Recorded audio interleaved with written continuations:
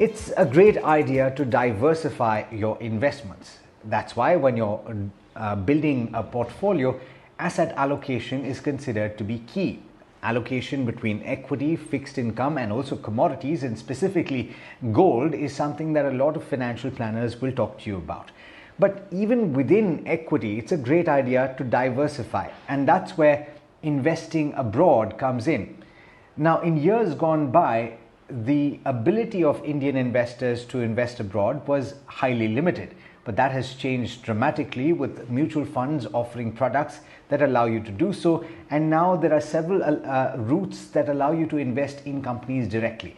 My guest today is Prableen Bajpai, who is the founder of FinFix.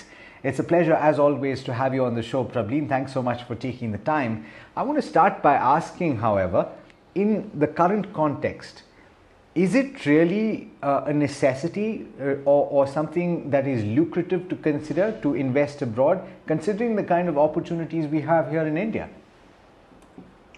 Good evening, Alex, and I hope that you're doing perfectly fine now.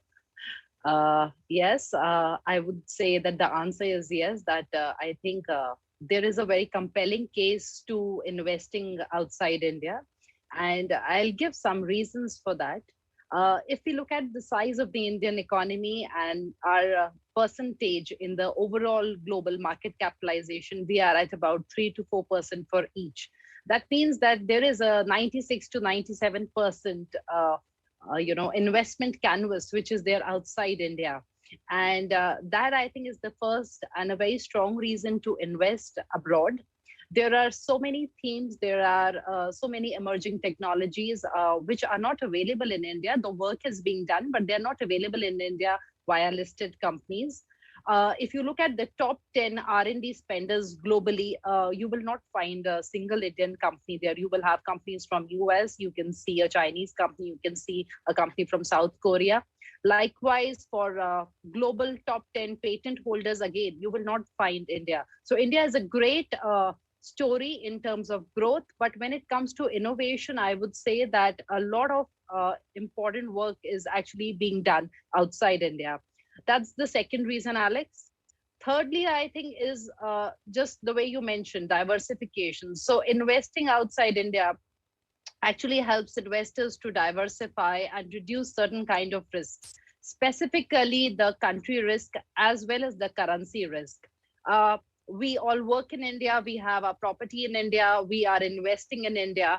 So somewhere the whole allocation, I mean, our whole world is our country. So some amount of allocation outside, especially as investors are looking to send their kids abroad for studies or travel abroad, I think again is an important thing to have a certain amount of portfolio in those markets as well.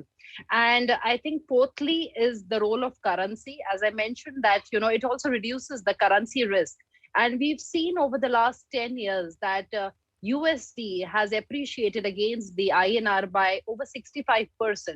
So when an investor is investing abroad and there is a rupee depreciation, Alex, that actually adds to the returns of an Indian investor. So I think all these factors definitely, together, I think present a case for investing outside.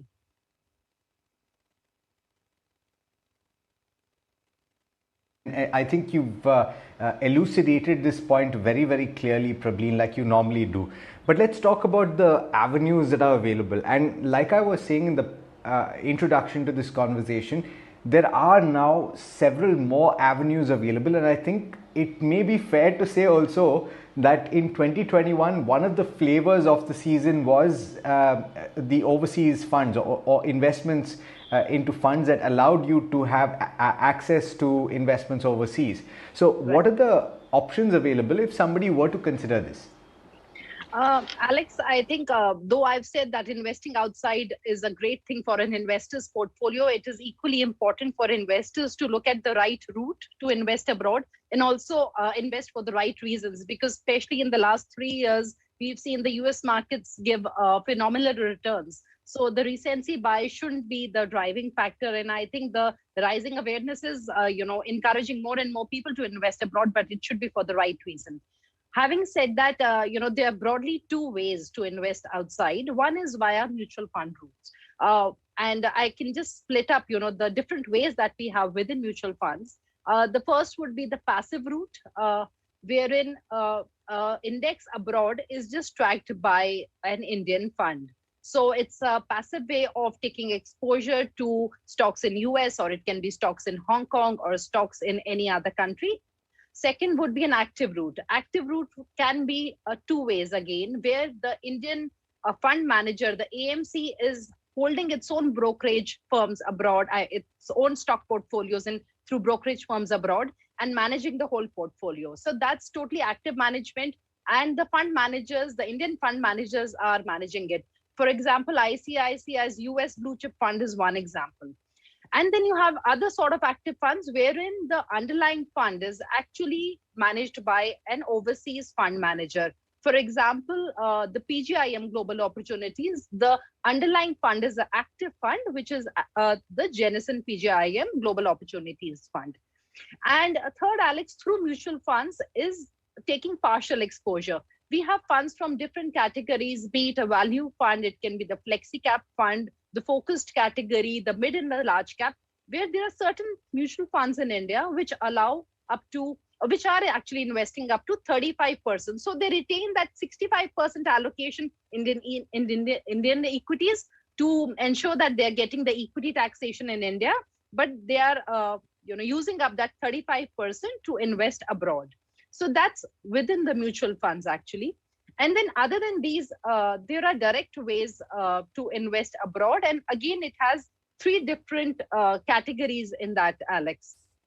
So the first way would be that investor is investing through his own brokerage firm in India. For example, I am investing with Kotak Securities for my Indian stock portfolio. And Kotak Securities, through its own tie-up with Interactive Brokers, allows me to invest in US stocks or other stocks outside India. The second medium here, Alex, is through a lot of these new technology platforms which have come up. Some names are Vested, Globalize, IND Money. Some of these are actually registered as advisors with the Securities and Exchange Commission in the US. But they are just enablers. So it's a platform, and they further have a tie-up with the brokerage firm in the US through which an investor would finally make their investments. And the third way here is, as an Indian investor, I can directly open a brokerage account with certain brokerage firms which allow me to open an account with them. TD Ameritrade is one, Interactive Brokers is one, Charles Schwab's is another one, who, all of them allow global investors to open accounts with them and invest.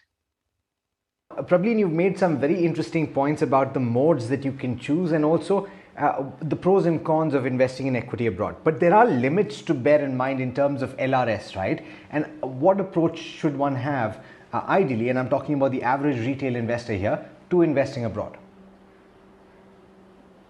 There are certain limitations, but I think one point which all investors need to understand here is that when we're looking at investing outside India via mutual funds, that is not covered under the liberalized remittance scheme. So whatever transactions are done through a mutual fund, that won't be counted or make a part of your LRS. Only when we are investing in stocks outside India directly through any of the three mediums that I had mentioned, they come under LRS. And LRS is simply a facilitation which was started by the Reserve Bank of India in the year 2004, which allows Indians to remit up to 250,000 US dollars outside India. So in a year, in a financial year, it is equivalent to about 1.9 crores. So that's the amount of money that you can send abroad, remit abroad, because this can cover, things like child's education, buying some other asset abroad, or your direct in equities. So when investors looking to invest outside India, Alex, I think a couple of things now they should, kind of look at first. One is just like a portfolio, when we construct it for our Indian investments, we create a core and a satellite. So I think the similar approach should be used for investing outside India also. So your core has to be, I think, a simplistic product, probably a passive fund, which is giving you exposure to more developed markets because there is more information that we have of these markets. The companies are more familiar. Developed markets, especially like the US, because I think we are all more aware of companies like Zoom. We are having the interview over companies like Apple, Uber, Airbnb, which we're using. So probably it's a good idea to create a portfolio in the developed markets through a passive route, and then create a satellite for yourself. It can be either through mutual funds or some other preferred route into stocks which are probably from other geographies. And of course, all of this has to boil down to that it's equities at the end of the day, Alex. So the risk appetite, the time horizon that any investor needs to give must be similar. You cannot expect a supernormal returns, in a year's time. So the investment horizon must be long. I would say minimum 2 to 3 years, especially also because from the taxation point of view, the long term, definitely what is, what's ideal is 5 years and plus. Understood. And that's a fair point that you're making, because ultimately the investment vehicle is equities, and equities have to be given enough time, Prableen, as is normally the case, right? And as advisors like you always point out, what is the requirement in terms of documentation, and what are the compliance issues that one must bear in mind when they decide to invest abroad? Is there something in particular that investors should focus on? Again, for mutual funds, there's nothing different that investors need to do. But if they are investing directly abroad, there are a couple of things that they again need to know. The process of opening a brokerage account is it's quite straightforward and simple. All you need is your PAN card, or probably they can ask for your passport and your Aadhaar and other details for address proof. I think the compliance issue, a bit of it comes when we do a wire transfer, because a wire transfer here comes under LRS, and as per the LRS guidelines, your bank would ask you to fill a form which is called Form A2 and a declaration, wherein the purpose of the remittance is mentioned. So when you're investing directly abroad, it would be investing in equities abroad. So these two are the forms which need to be filled. And part of it now, a lot of platforms facilitate as well, Alex, where they are guiding investors how to go about it. But these are mandatory requirements. And if I, as an investor, I'm opening a direct brokerage account, let's say with Trade or Interactive Brokers, then they may ask me to also submit a form which is called the W8BEN, which shows that I am a person not from the US and my primary source of income is in India, because in terms of a dividend, whenever there is a dividend which is declared, there might be some withholding tax. So this form comes in handy there. Absolutely. Now, it brings us to the last question, which is in terms of taxation. What does one have to bear in mind, Prableen, in terms of investing in these assets, in terms of investing in these companies? If you are, for example, investing in a FANG, what does one need to bear in mind in terms of taxation? Right. So taxation, when we are looking at mutual funds, Alex, the taxation for any investment outside India is not considered as equity. That means the long term and short term is not actually the typical 1 year and 1 year plus. It becomes like debt taxation. So it is long, your short term is, up to 3 years. And after that, it is considered as long term. So if I'm investing as a US fund or a FANG fund or the NYSE fund or any other S&P fund, if I am redeeming my money within 3 years, I have to pay a tax based on my income slab. And if I'm redeeming after 3 years, then I can avail indexation, just like we do in debt funds, and pay the taxes. So the taxation for investing outside through mutual funds is non-equity. Now let's come to direct investing. If you're looking at direct investing, I'll just split it up into two things. One is taxation and one is costs. So certain amount of costs would be there, Alex, because when they're doing the wire transfer, there would be a currency conversion, there would be a processing fee. The banks, charge their own remittance charges. So that's one aspect of the whole cost thing which is there. when you're doing a direct remittance abroad through any of the brokerage accounts or through these platforms. And then the taxation part. So there is no tax deducted at source for the profits which are earned on any of the stocks that I'm holding in US. And the short term and the long term is not 3 years, it is 2 years. So if I'm redeeming and selling, let's say I'm holding Tesla and I sell it after 1.5 years, whatever profits I make will be added to my taxable income. And if I sell it after 2 years, then I can avail indexation and it is considered as long term. But if any of these companies which I'm holding abroad declares a dividend, then there is a 25% TDS which is deducted by the US entity. And under the double taxation agreement that we have with the US, when I would file my taxes, I would get a form, which is the 1042S form, which shows that I have already paid 25% dividend on my dividends received, let's say for Microsoft or any other US stock. And then I would only pay the remaining component. Understood. So you need to be aware of the extant laws as far as taxation, but just a limited point, Prableen, on the taxation of mutual funds, which you pointed out is similar to debt funds.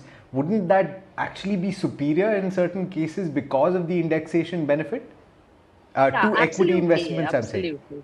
Yes, especially over the longer period, Alex, I think that can be a very good thing. And also, all of these instruments, because they are considered long-term, short-term, they can always be set off against each other. There are certain losses in India, let's say in certain stocks, and you have other investments abroad. And over a longer period of time, definitely indexation can really help reduce, especially given the inflation in India. I think that can work in an investor's favor. Prableen, it's been an incredible conversation. It's been really insightful, and I'm sure that a lot of my viewers will be much more knowledgeable than they were at the start of this show, and that really is the objective. Thank you so much for taking the time. Thanks, Alex.